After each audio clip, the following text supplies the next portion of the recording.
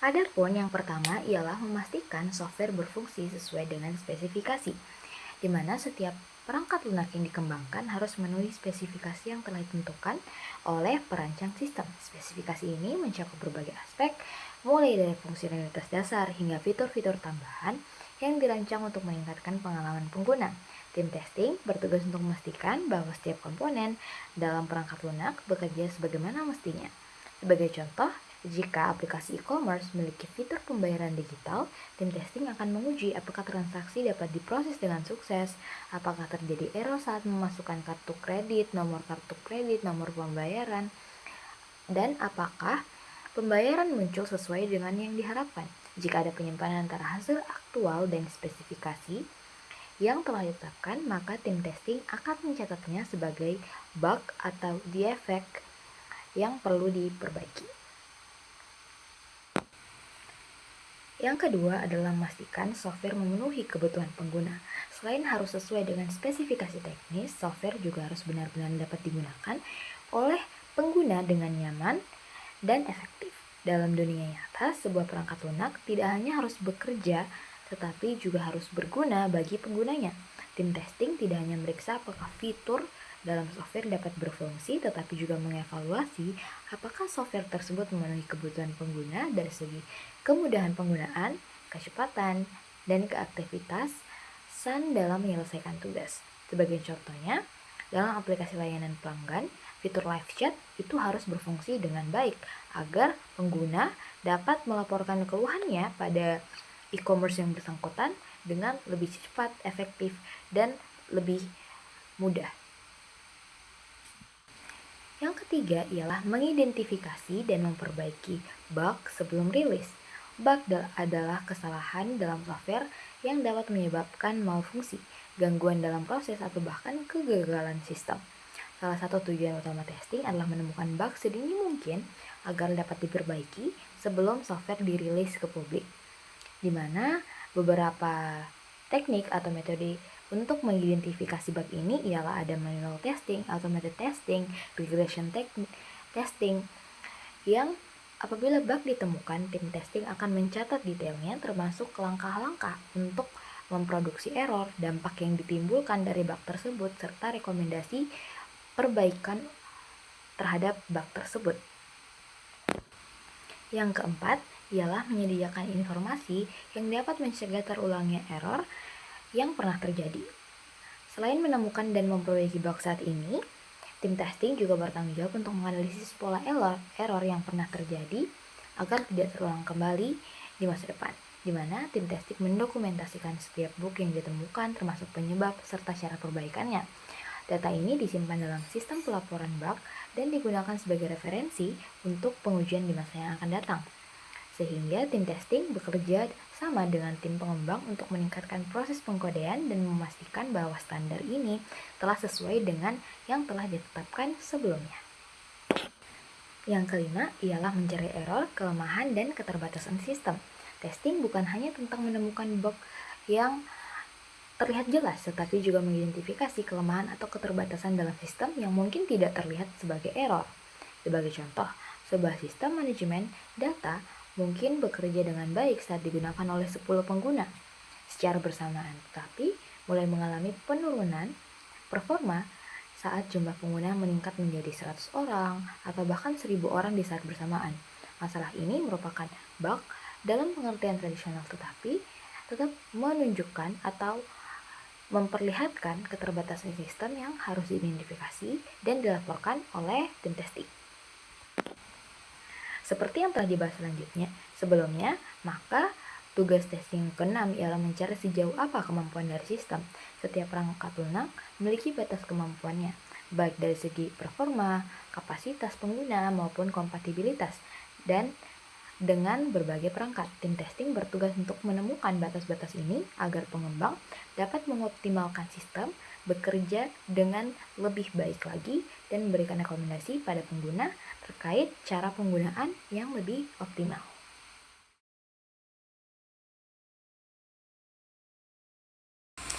Adapun misi tim testing yang pertama ialah meminimalkan risiko kegagalan proyek, di mana Ini merupakan salah satu tujuan utama dari tim testing, ialah memastikan bahwa produk atau perangkat lunak yang dikembangkan memiliki kualitas yang baik sebelum dirilis pada pengguna akhir. Dalam dunia pengembangan perangkat lunak, risiko kegagalan proyek bisa datang dari berbagai faktor, seperti adanya bug kritis, kesalahan logika dalam kode, atau ketidaksesuaian dengan kebutuhan pengguna. Tim testing bertugas untuk mendeteksi potensi masalah ini sedini mungkin dalam siklus pengembangan. Dengan melakukan pengujian secara menyeluruh, tim dapat mengidentifikasi bug atau error yang dapat menyebabkan produk tidak berfungsi sebagaimana mestinya. Jika kesalahan tersebut ditemukan sebelum produk diluncurkan, maka tim pengembang memiliki kesempatan untuk memperbaikinya, sehingga risiko kegagalan proyek dapat diminimalkan. Selain itu, dengan adanya pengujian yang ketat, tim testing membantu memastikan bahwa fitur yang dikembangkan sesuai dengan spesifikasi yang diinginkan oleh pengguna atau yang telah ditentukan. Mereka juga dapat menguji bagaimana produk bekerja dalam berbagai kondisi. Yang kedua ialah mengevaluasi dan melaporkan kualitas produk, di mana kualitas sebuah produk tidak hanya diukur dari apakah produk tersebut berjalan tanpa error atau tidak, namun ada banyak aspek lain yang perlu dievaluasi seperti performa, keamanan, kemudahan pengguna atau usability, dan kompatibilitas dengan berbagai perangkat atau sistem yang dioperasikan. Tim testing bertanggung jawab untuk mengevaluasi kualitas produk berdasarkan beberapa parameter, di mana mereka dapat melakukan beberapa pengujian seperti functional testing, security testing, usability testing. Maka setelah evaluasi, tim testing tidak hanya berhenti di situ. Mereka juga bertugas untuk mendokumentasikan hasil pengujian dalam bentuk laporan yang rinci, sehingga kondisi saat bug terjadi dapat segera teratasi. Yang ketiga, tester bukan pemrogram, sehingga tidak melakukan perbaikan kode. Namun, seorang tester yang baik juga tentu harus memiliki kualifikasi di mana beliau dapat melakukan perbaikan program kode demi menunjang aktivitas kinerja. Meskipun tim testing berperan dalam menemukan dan melaporkan masalah dalam perangkat lunak, mereka bukanlah bagian dari tim pengembang yang bertanggung jawab untuk menulis atau memperbaiki kode. Seorang tester memiliki tugas utama untuk menguji dan mengevaluasi, bukan untuk memodifikasi program secara langsung. Peran tester ini lebih berfokus pada eksplorasi dan pengujian sistem, memastikan bahwa fungsionalitas dari sebuah sistem dapat memenuhi standar kualitas, sehingga mereka, para developer dan tester, dapat saling berkolaborasi dengan tester, memberikan saran atau rekomendasi kepada tim pengembang mengenai bagian yang perlu diperbaiki tanpa eksekusi dan perbaikan dari tester itu sendiri, namun berasal dari tanggung jawab pemrogramer atau pengembang. Yang keempat, mengeksplorasi, mengevaluasi, melacak, dan melaporkan kualitas produk. Tim testing memiliki peran yang sangat aktif dalam seluruh proses pengujian. Mereka tidak hanya menjalankan tes berdasarkan skrip yang telah ditentukan, tetapi juga mengeksplorasi produk untuk menemukan kemungkinan skenario pengguna yang belum terdeteksi oleh developer atau pengembang, di mana eksplorasi dalam pengujian sangat penting karena pengguna di dunia nyata seringkali menggunakan aplikasi dengan cara yang tidak selalu sesuai dengan ekspektasi seorang developer atau pengembang aplikasi. Sehingga dengan mengeksplorasi berbagai skenario penggunaan, tester dapat mengidentifikasi potensi masalah yang bisa saja terjadi atau dihadapi oleh software atau aplikasi yang dikembangkan. Dalam dunia pengembangan perangkat lunak, terdapat dua peran utama dalam memastikan kualitas kode, developer dan testing. Developer bertanggung jawab untuk membangun sistem, sementara tester bertanggung jawab untuk menguji dan memastikan bahwa sistem tersebut tidak hanya berjalan dengan baik, tetapi juga mampu bertahan dari berbagai skenario yang mungkin menyebabkan kegagalan. Yang pertama, developer bertugas untuk membangun, sedangkan tester bertugas untuk menghancurkan. Developer memiliki tugas utama untuk merancang, menulis, dan mengimplementasikan kode agar aplikasi atau sistem berjalan sesuai dengan spesifikasi yang diharapkan. Mereka memastikan bahwa fitur-fitur yang bekerja dapat berjalan semestinya, memenuhi kebutuhan pengguna, serta menjaga kestabilan sistem. Developer berfokus untuk bagaimana kode dapat berfungsi dengan baik. Sebaliknya, tester memiliki tugas yang berlawanan, yakni harus menghancurkan kode yang telah dibuat oleh developer. Artinya, tester tidak hanya mengecek apakah aplikasi berfungsi dalam kondisi yang ideal, tetapi juga mencoba menemukan berbagai cara di mana aplikasi dapat gagal dengan menemukan kelemahan dalam kode. Maka melalui hal ini, tester dapat membantu agar aplikasi dapat berjalan dengan lebih baik. Yang kedua, tester harus membuktikan bahwa kode bisa gagal, di mana tujuan utama dari pengujian bukan hanya untuk membuktikan suatu fitur dapat bekerja, tetapi lebih penting untuk menemukan di mana fitur yang tidak dapat bekerja. Jika suatu fitur yang diuji selalu berjalan tanpa ada upaya untuk menemukan kelemahannya, maka dapat dipastikan bahwa pengujian tersebut tidak efektif, di mana tester harus memiliki mindset kritis yang berfokus pada pencarian celah atau kerentanan dalam sistem. Kode yang dibuat oleh developer mungkin tampak sempurna pada skenario ideal, tetapi bagaimana jika ada output yang tidak terduga dari user?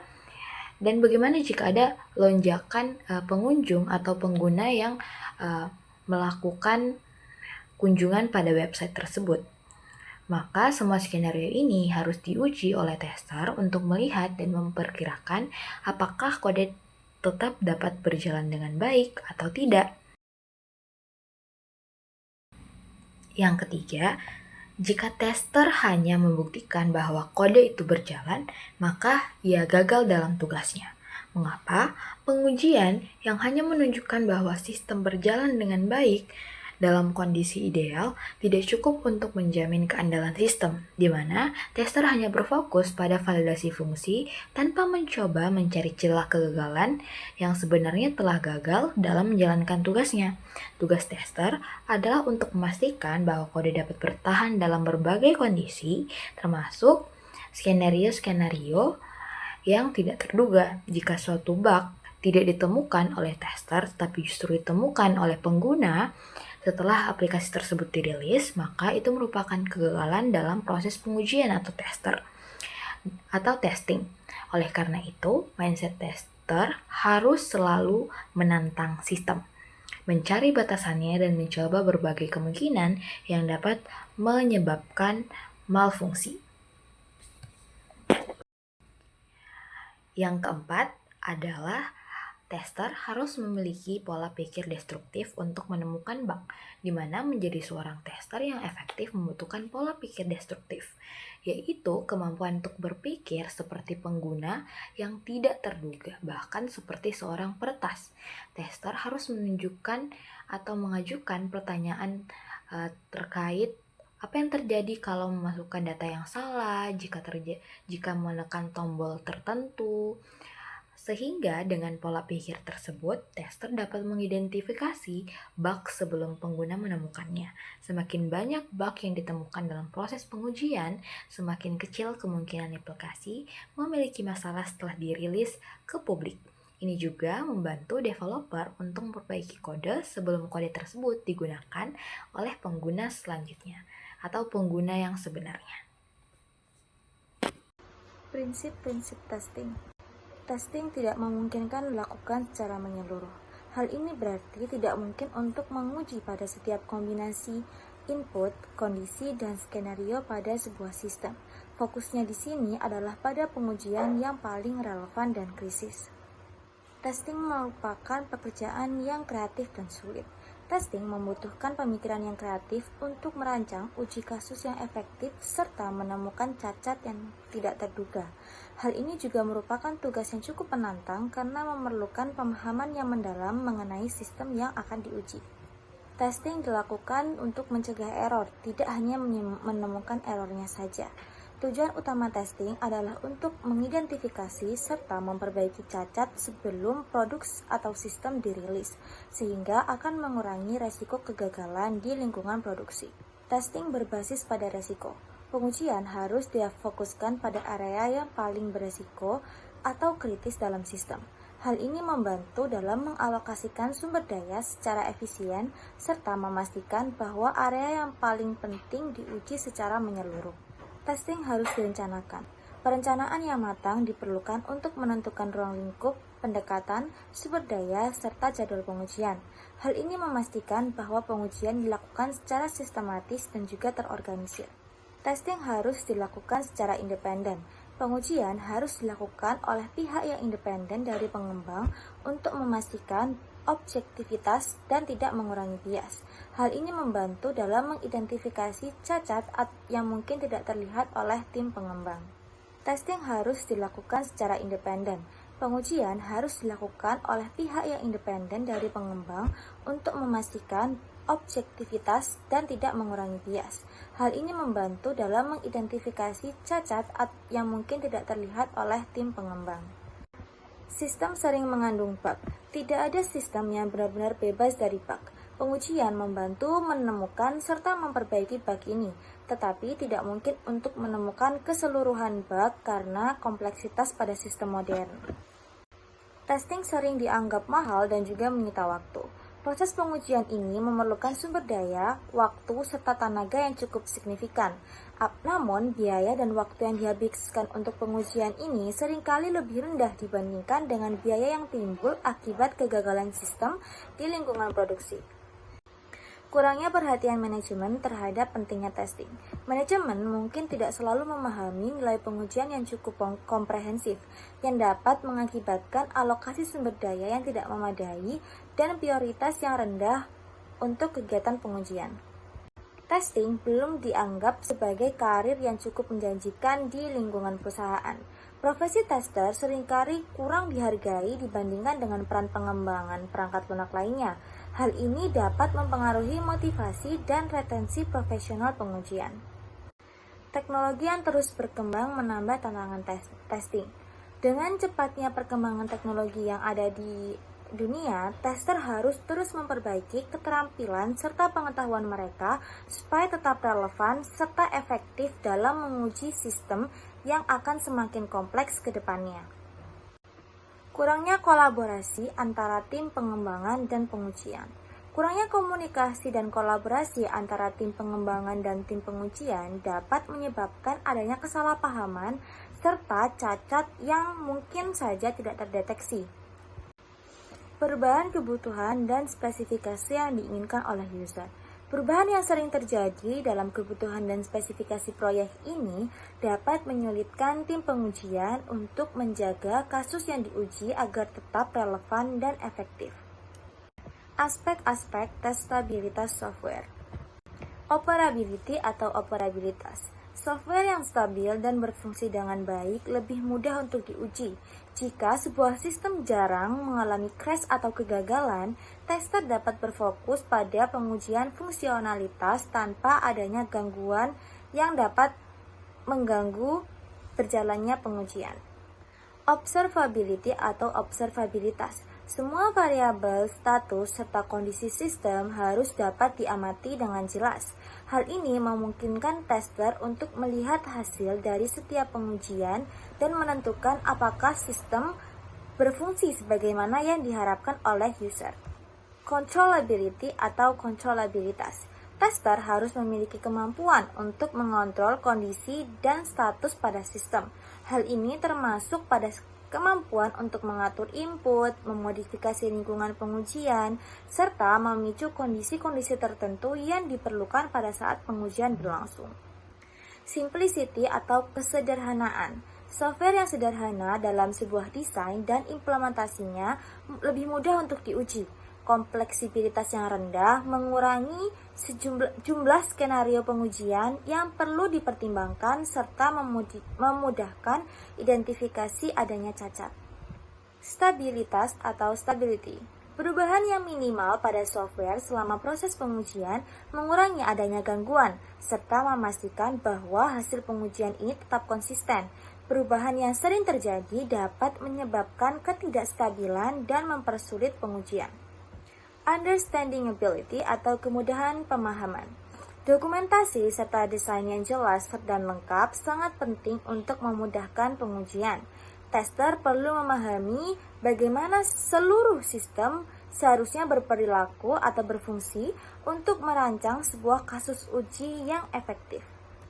Biaya testing dan defect.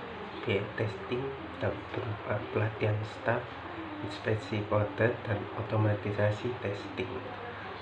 Biaya akibat defect dapat berupa perbaikan bug, kehilangan kepercayaan pelanggan, dan penalti hukum. Keseimbangan biaya menghilangkan defect lebih murah jika dilakukan lebih awal. Testing harus diterapkan pada bagian paling penting dari sistem. Siklus hidup software. Yang pertama, analisis kebutuhan. Pada tahap ini, tim mengembang mengumpulkan dan memahami kebutuhan dari pengguna atau pemilik proyek. Yang kedua, desain sistem. Setelah kebutuhan ditentukan, tim mulai merancang sistem. Dari desain ini mencakup bagaimana tampilan antarmuka, struktur database, serta alur kerja dari sistem yang akan dibuat.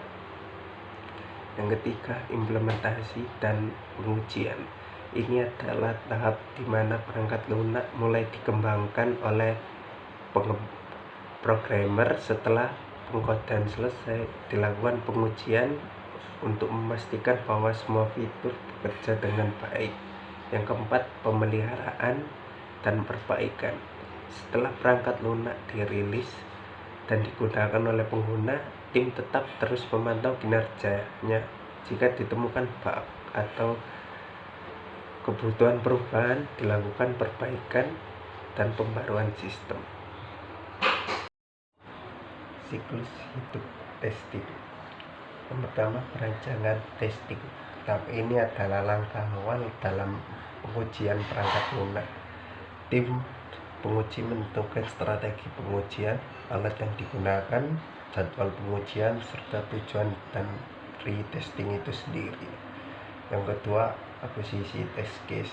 Test case ini berisi langkah-langkah untuk menguji fitur tertentu, data yang digunakan, serta hasil yang diharapkan.